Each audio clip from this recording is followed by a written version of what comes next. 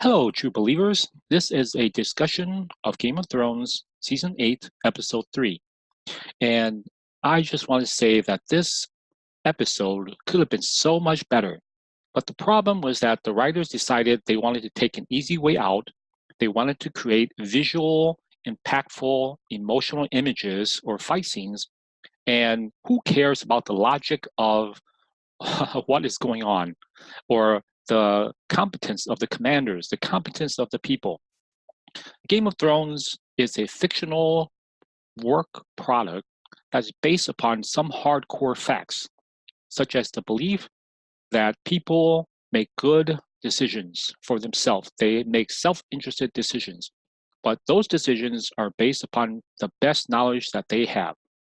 Unfortunately, in this episode, a lot of decisions are made based upon very, very poor decision making.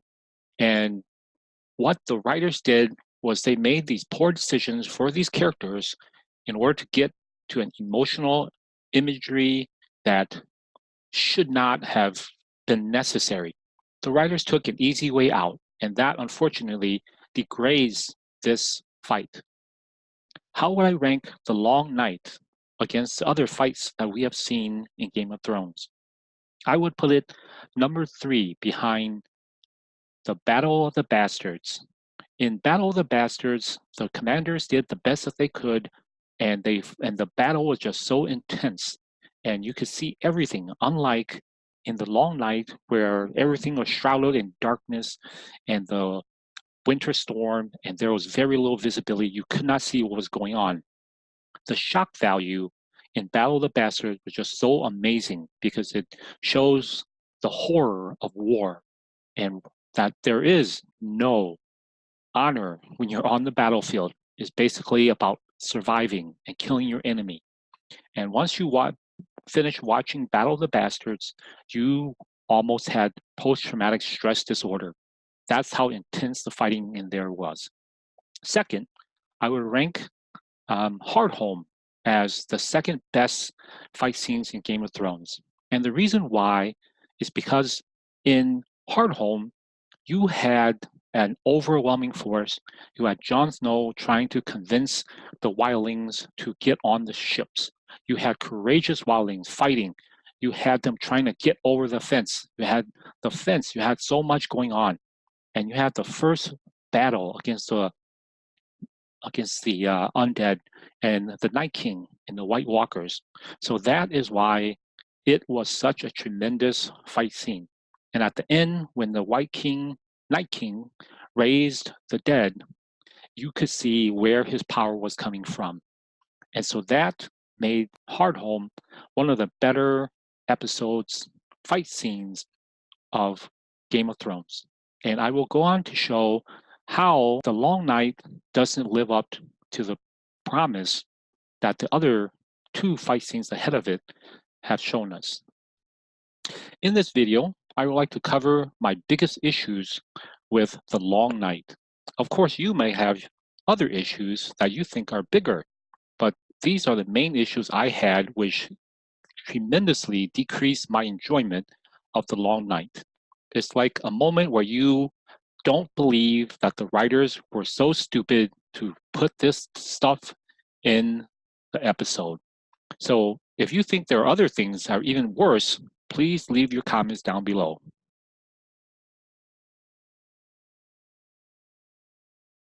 Our enemy doesn't tire,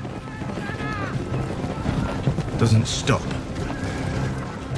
doesn't feel. We can't beat them in a straight fight.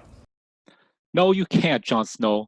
So who came up with this ridiculous strategy to charge the Dothraki cavalry into the teeth of an undead army that outnumbers you probably 100 to 1? And this battle picture shows some additions I added so that you can see how the forces are aligned against the Winter King's forces. The red triangle are the Dothraki forces. The yellow triangle or polygon is the Army of the North. The green rectangle is the Unsullied. And the blue ellipse is the wildlings. And the catapults are in pink circles. So if you can see, this is how the forces of the north were aligned against the forces of the Night King. From the formation, you can see it is ridiculous. You have a defended position. You know they're going to be attacking you. Why are your forces out in the open? This is just a ridiculous formation. How can any of these guys who are veterans of many military campaigns, how are their forces put in this way when you are facing superior numbers? You have time to prepare for them, and this is how you set up your forces? It is completely ridiculous. Now, this is how you should set up your forces. Note how I've made changes to the fortifications. Instead of having the fortifications behind the troops, the fortifications are in front of the troops. That means that the undead have to go through the fortifications to get to the soldiers. When you are in a position where you can defend, you want to be behind the defenses. So in this case, the Unsullied, which are in the green, are behind the fortifications. They're the first line of defense because they have these really long spears that can kill people or kill the undead who are trying to climb over the fortifications, which you can light on fire if the undead are too many. So you're standing there, you have these long pikes, and you're trying to kill them. And that's where they should be. The Army of the North is in yellow. They're behind the Unsullied. And their job, along with the wildlings, is to support the Unsullied. If there are any breaks in this Unsullied formation, the Army of the North and the wildlings are there to help prevent the breach. And the Dothraki should be a free wild card. They are on the outside. Their job is not to charge the enemy and get wiped out. No, their job is to harass the enemy. So if the undead comes through, then the Dothraki attack and they withdraw, they attack, they withdraw, they attack, they withdraw. That is the value of a cavalry unit. You have the speed. You hit them and you run. You hit and run. And that's what the Dothraki should have been used as. If you notice the pink catapults, they are behind the walls. Why would you have the catapults in the field so they can be captured? They are behind the wall so they can continuously shoot a barrage of fire out into the enemy. And this is how the fortifications should have been built. Any general, any worth his salt would have built their fortifications similar to this. When you have the ability to defend a position, this is how you should defend it. It is absolutely ridiculous that you put your forces in front of the fortifications so that they have to retreat through the fortification. That is just pure idiocy. It makes for good drama, but it's completely stupid. The thing about this setup is that you can still have a lot of drama. You can still have the undead trying to get through the fortification. You can still have a glorious battle, but it's smart.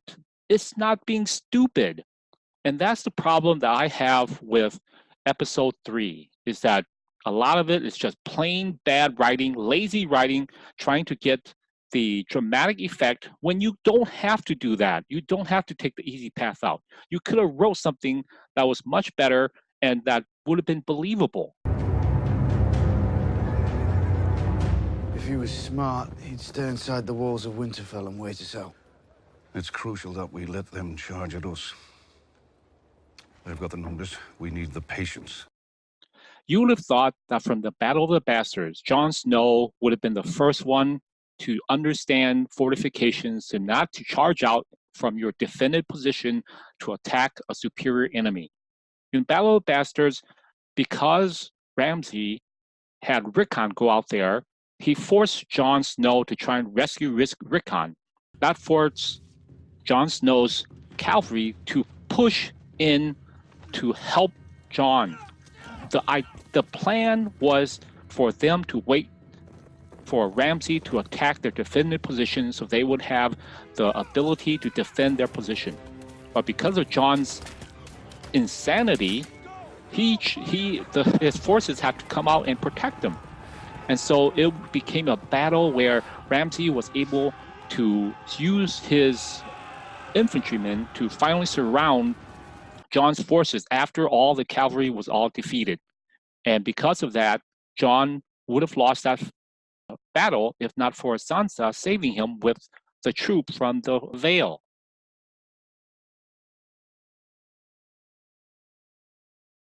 We can't give up on our brother. Listen to me, please. He wants you to make a mistake. Of course he does. What should I do differently? I don't know. I don't know anything about battles. Just don't do what he wants you to do. That's good advice.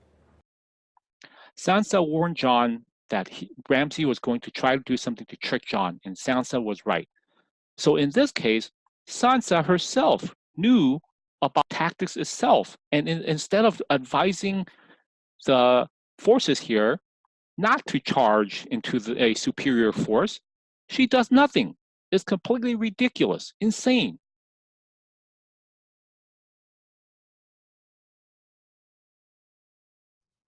And of course, we have Tyrion. You'll be in the crypt.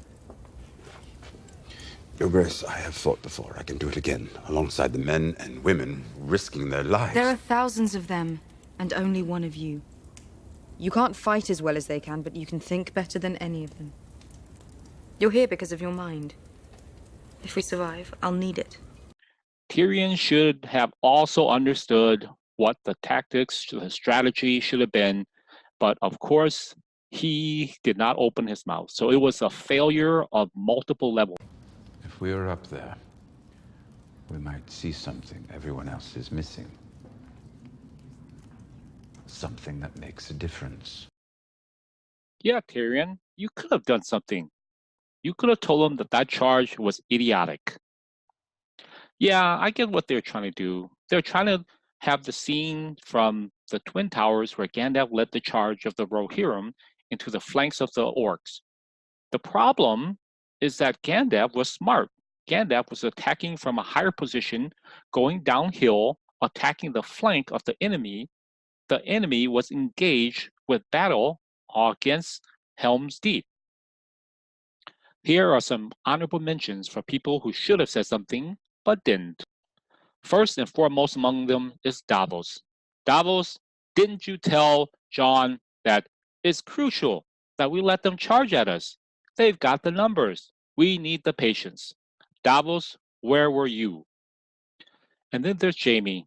Jaime, how many battles have you fought? How many battles have you been the commander? And you agreed to this epic losing charge? At the end of the day, I really don't blame any of these characters for doing what they did. The problem was the horrendous writing.